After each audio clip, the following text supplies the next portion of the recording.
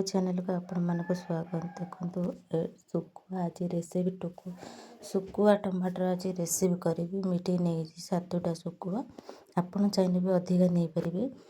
ଶୁଖୁଆ ସାମଗ୍ରୀ ତା ପାଇଁ କରିବା ପାଇଁ ଟମାଟର ଟମାଟର 2ଟା, କଞ୍ଚା ଲଙ୍କା 4ଟା, ଦେଖନ୍ତୁ ଦେଶୀ କଞ୍ଚା ଲଙ୍କା, ଏଇଟା ହେଉଛି ପିଆଜ 2ଟା, ମୁଁ ଏମିତି ଚୁନ ଚୁନ କରି କାଟି ଦେଇଛି।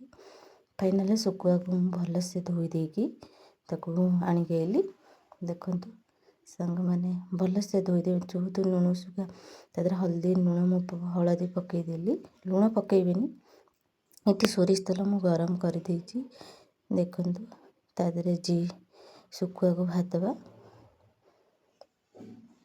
ଏମିତି ଶୁଖୁଆକୁ ଭାଜି ଦେଇଛି।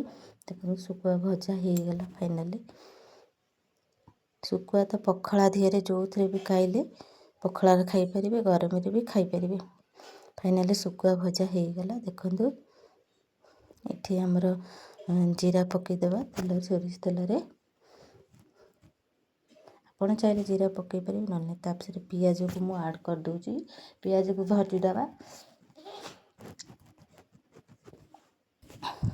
ପିଆଜ କଲର୍ ହେଇଯିବ, ତା ସେ କଞ୍ଚା ଲଙ୍କା ପକାଇଦେବି। ଯେହେତୁ କଞ୍ଚା ଲଙ୍କା ଫୁଟିବ, ସେଥିପାଇଁ ମୁଁ କଞ୍ଚା ଲଙ୍କା ପିଆଜ ଦେହରେ ଆଡ଼୍ କରିଦେଉଛି, ଆଗଲା ପକାଇ ନଥିଲି। ତ ସେ ଦେଖନ୍ତୁ ପିଆଜ ରେଡ଼୍ କଲର୍ ହେଇଗଲା। ତା ଦେହରେ ଟମାଟର ଆଡ଼୍ କରିଦେବା, ଟମାଟୋ ତା ଦେହରେ ଭାଜିଦେବା। ଟମାଟୋ ହେଇଗଲେ ଦେଖନ୍ତୁ ମିଶିଯିବେ। ତା ଦେହରେ ଲଙ୍କା ଗୁଣ୍ଡ ପକାଇଦେବା, ତା ଦେହରେ ତାକୁ ଭାଜିବା। ମୁଁ ଏମିତିରେ କରେ, ଆପଣମାନେ ଚାହିଁଲେ ବି ଏମିତି କରିପାରିବେ କି ଅଲଗା ଜିନିଷ। ମୋତେ ଏମିତି କଲେ ମୋତେ ଭଲ ଲାଗେ। ଟମାଟୋ ଦେଖନ୍ତୁ ହେଇଗଲେ,